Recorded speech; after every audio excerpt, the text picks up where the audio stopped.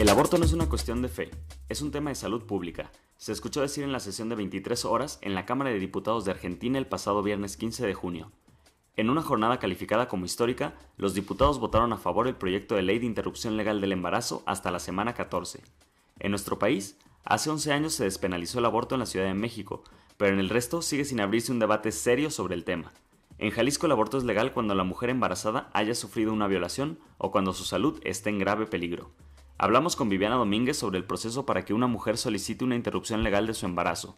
Viviana es coordinadora del Programa de Prevención y Atención de la Violencia Familiar y de Género de la Secretaría de Salud Jalisco.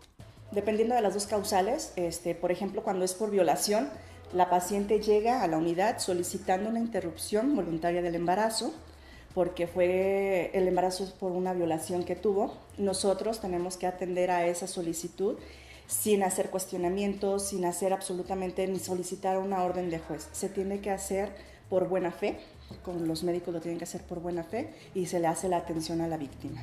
Pero el personal médico también puede solicitar no practicar la interrupción del embarazo porque va en contra de sus creencias. Se llama objeción de conciencia. A pesar de que la institución no le debe obligar a realizar la interrupción a los objetores, en caso de que no haya nadie más que pueda prestar el servicio, o si la tardanza pone en peligro la vida de la mujer, entonces incluso los objetores tienen que realizar la interrupción. Hablamos con Patricia Ortega, miembro de la Red por los Derechos Sexuales y Reproductivos de México, sobre el proceso por el que deben pasar los médicos para determinar su postura frente a la interrupción del embarazo.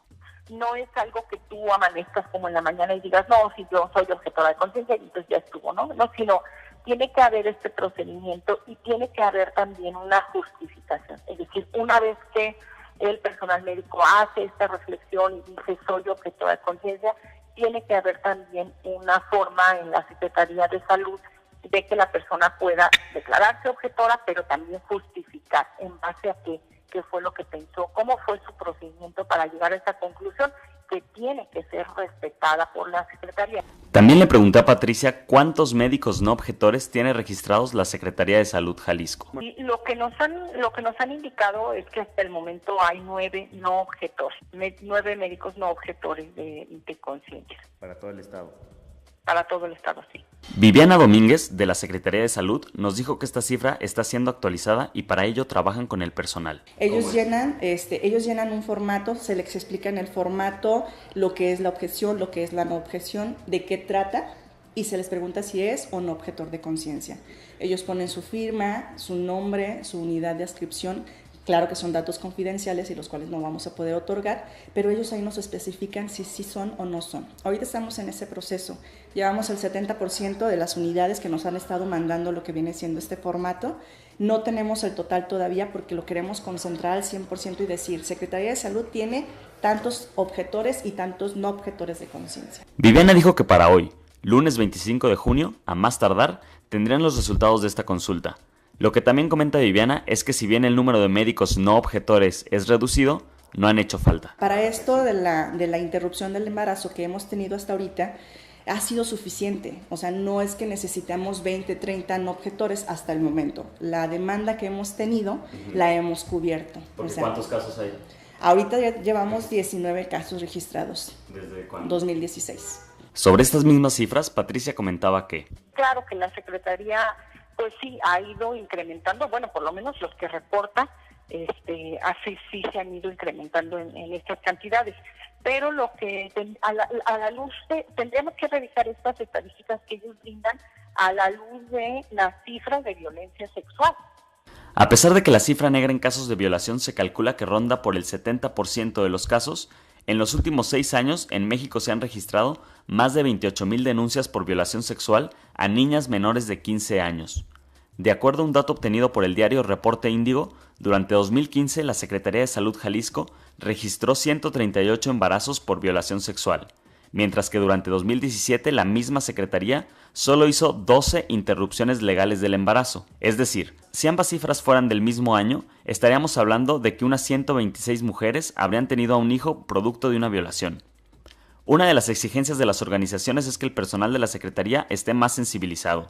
Patricia nos cuenta la experiencia de una mujer menor de edad que pasó por la interrupción legal de su embarazo en Jalisco y que interpuso una queja ante la Comisión Estatal de Derechos Humanos por el trato que recibió. Pues fue un trato muy cruel el que ella recibió por parte de los prestadores del servicio. Por ejemplo, el no darle medicamento para el dolor cuando ya habían iniciado su procedimiento, no permitirle a su familiar estar con ella antes del procedimiento. O sea, una vez que la internaron, la incomunicaron a la chica menor de edad, víctima de una violación tumultuaria, con un embarazo por esa violación, la aislaron del familiar, no le daban el medicamento, no le dieron de comer, no le dieron alimentos. A ella la internaron un viernes a mediodía y el domingo a mediodía era la primera comida que le estaban dando, y eso pues porque estaba ahí ya las acompañantes, y también solicitaron la intervención de la Comisión de Derechos Humanos para que se le diera alimento. ¿Es una práctica recurrente? ¿Sigue pasando? Le pregunté a Patricia. Mira, yo quisiera decirte que no, pero creo que es así. O sea, hemos acompañado varios casos y yo quiero reconocer que en alguna medida la Secretaría ha empezado a mover algunas cosas para que esto no se dé. Es difícil porque no es una cuestión que se resuelva con un decreto, sino que tiene que pasar por la sensibilización, por la capacitación, por la vigilancia del procedimiento de los funcionarios y las funcionarias. Y eso pues a veces es lo que cuesta más trabajo hacer. Y en la Secretaría de Salud lo saben. El mayor reto para la Secretaría de Salud es la sensibilización y capacitación. Ese es uno de los principales que tenemos para llevar a cabo y tener más sensibilidad, más personal, que no, como servidores públicos, no metamos la parte personal y decir yo tengo el derecho y la obligación de ofrecerle a la paciente la información y derivarla a un lugar donde la atiendan. ¿Por qué? Porque la mujer tiene ese derecho de solicitar la interrupción. No podemos decirle no lo hagas. ¿Por qué? Porque es una decisión de la persona. La lucha de las mujeres feministas en el mundo y en Latinoamérica ha sido una lucha muy firme, muy clara y muy solidaria. Además, viene de tiempo atrás, dice Paola Lazo.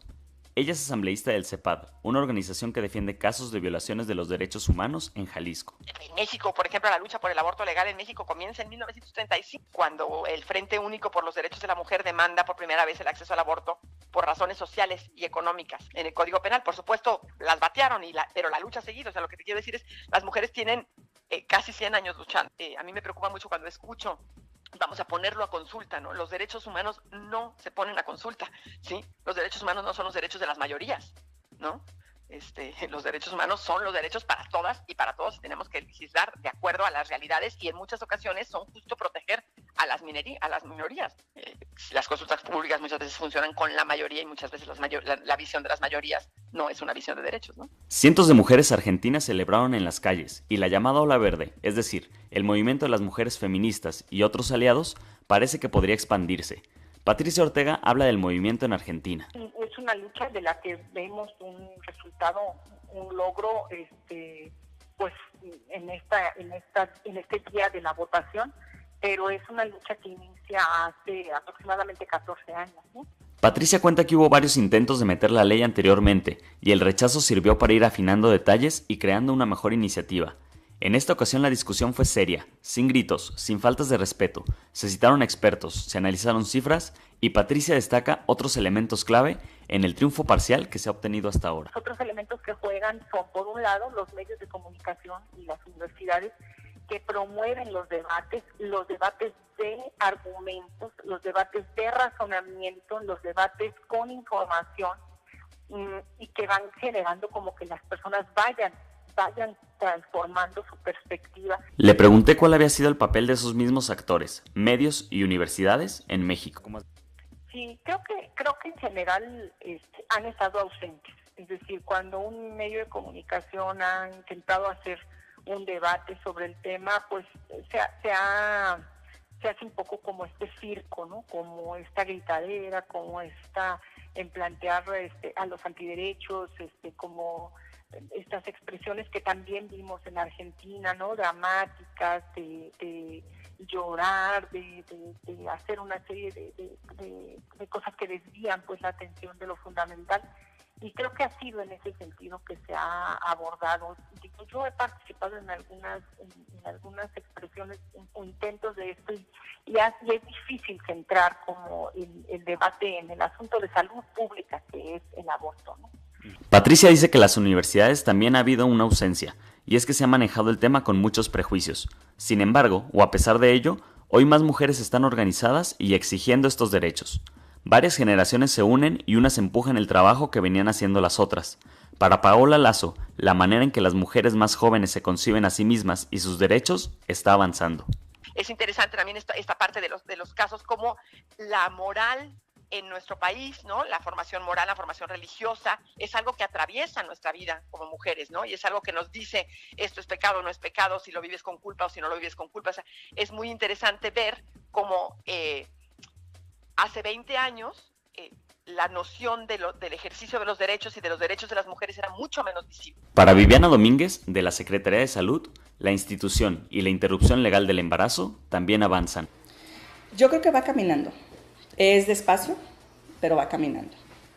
O sea, no podemos decir vamos a estar al 100% como Argentina en este momento, pero sí vamos avanzando. Esa es una situación muy importante que, por lo menos en Jalisco, vamos avanzando en esta situación de atención a esa interrupción. Parece que no hay mejor tiempo que este para dejar los prejuicios a un lado, escuchar la problemática, analizar las cifras y debatir con seriedad. Escríbenos, comparte y abre una conversación cara a cara.